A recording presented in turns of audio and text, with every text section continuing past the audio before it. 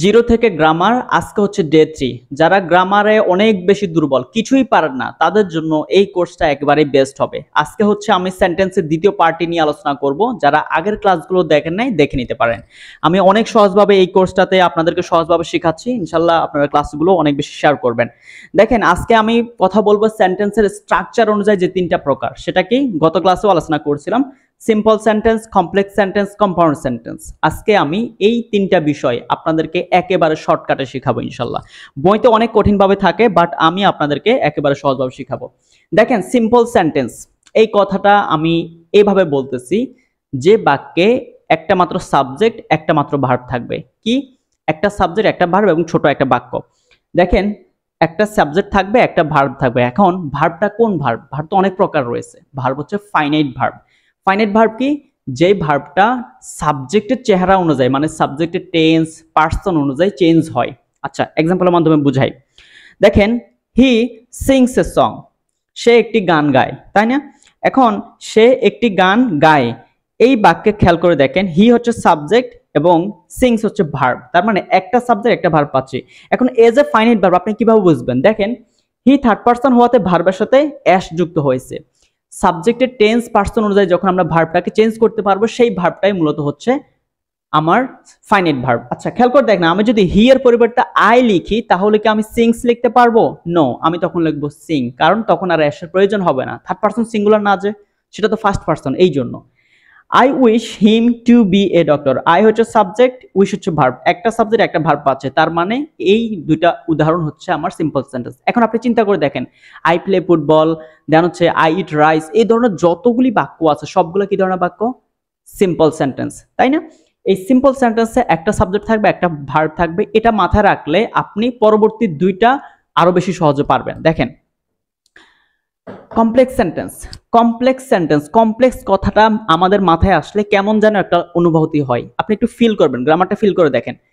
Complex, জটিল কিছু একটা আছে, যেখানে একটু জটিল কিছু একটা আছে, আমি সহজে বলতেছি। এই ধরনের বাক্যে আপনি যে মাত্র সিম্পল সেন্টেন্স দেখলেন, এরকম একটা বাক্য থাকবে এবং সাথে আর একটা বাক্যের অংশ থাকবে, যেটাকে ইংলিশে বলে ক্লজ। ভাই, এত কঠিন দরকার নাই, আসেন আপনাকে আমি বুঝাই। If you say I will respond, এই যে আই উইল রেসপন্ড, এটা হচ্ছে one kind of simple sentence, অথবা আপনি বলতে পারেন ইন্ডিপেন্ডেন্ট ক্লজ। ইন্ডিপেন্ডেন্ট ক্লজ, স্বাধীন বাক্যের অংশ। আচ্ছা, ইফ ইউ সে, এটা হচ্ছে ডিপেন্ডেন্ট ক্লজ। ডিপেন্ডেন্ট ক্লজ, আচ্ছা কিভাবে বুঝবেন এটা যে ডিপেন্ডেন্ট ক্লজ? আসেন আগে আপনাকে আমি কিছু ক্লজ মার্কার দেখিয়ে দিই।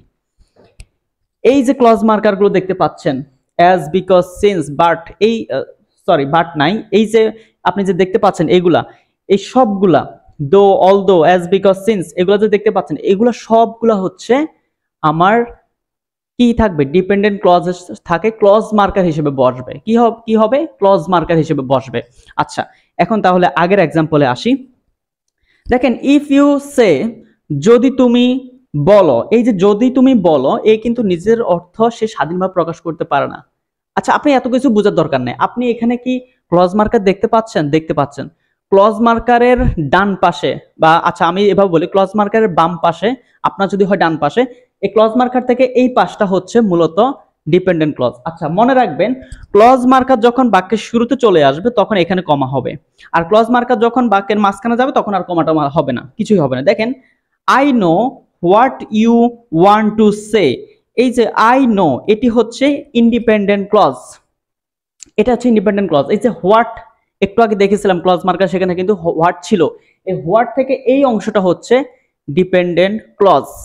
তাহলে কমপ্লেক্স সেন্টেন্স সম্পর্কে আমরা কি ধারণা পেয়েছি? যেখানে একটা ইন্ডিপেন্ডেন্ট ক্লজ থাকবে অথবা একটা সিম্পল সেন্টেন্স থাকবে। আপনি যদি মনে এভাবে না রাখতে পারেন, তাহলে বুঝবেন যে এখানে একটা সিম্পল সেন্টেন্স থাকবে, সিম্পল সেন্টেন্সের মতো সেন্টেন্স থাকবে, পাশাপাশি ক্লজ মার্কার দিয়ে সাবজেক্ট এবং ভার্ব থাকবে। কেমন বুঝতে পারছেন তো এখন? তাহলে এই যে ক্লজ মার্কার গুলি আছে, এগুলো যদি আপনি শিখে নেন, তাহলে হচ্ছে আপনি যে কোনো সেন্টেন্স দেখেই বুঝতে পারবেন যে এটা হচ্ছে কমপ্লেক্স সেন্টেন্স। এবং বিভিন্ন কম্পিটিটিভ এক্সামে এখান থেকে কোয়েশ্চেন আসে। এখন আসেন আরো একটা মজার বিষয়, কম্পাউন্ড সেন্টেন্স। এটা আরো বেশি সহজ। দুইটা সিম্পল সেন্টেন্সের মাঝখানে কিছু কনজাংশন বসবে, সেটা এন্ড, বাট, অর, এগুলা। কথা কি বুঝছেন?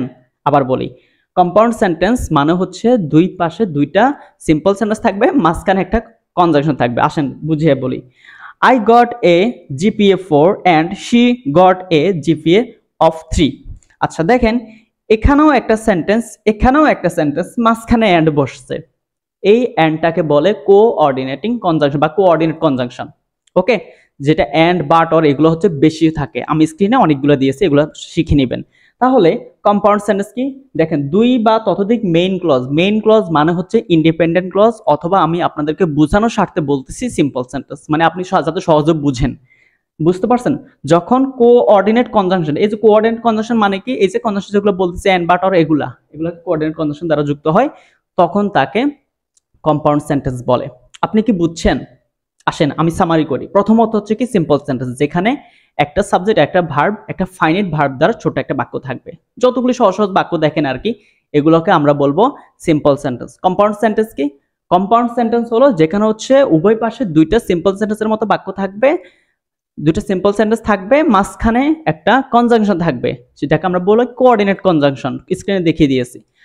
কমপ্লেক্স সেন্টেন্স কি? যেখানে একটা ইন্ডিপেন্ডেন্ট ক্লজ থাকবে, একটা ডিপেন্ডেন্ট ক্লজ থাকবে, এবং ক্লজ মার্কার আছে কিছু, যেগুলো মুখস্থ করলে মোটামুটি আপনার জন্য সহজ হয়ে যাবে। সো এই হচ্ছে ক্লাস আজকে ডে 3।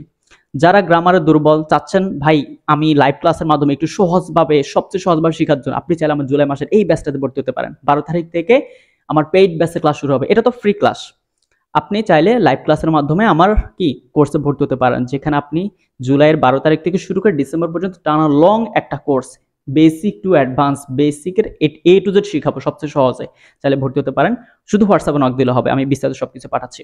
আমি হচ্ছে ইফতেখার আহমেদ খালেদ, পড়াশোনা করতেছি নোয়াখালী বিজ্ঞান ও প্রযুক্তি বিশ্ববিদ্যালয়। ক্লাসটা যদি ন্যূনতম আপনাদেরকে ভালো লেগে থাকে, শুধু একটা শেয়ার করে দিবেন। সো থ্যাংক ইউ সবাইকে, আসসালামু আলাইকুম।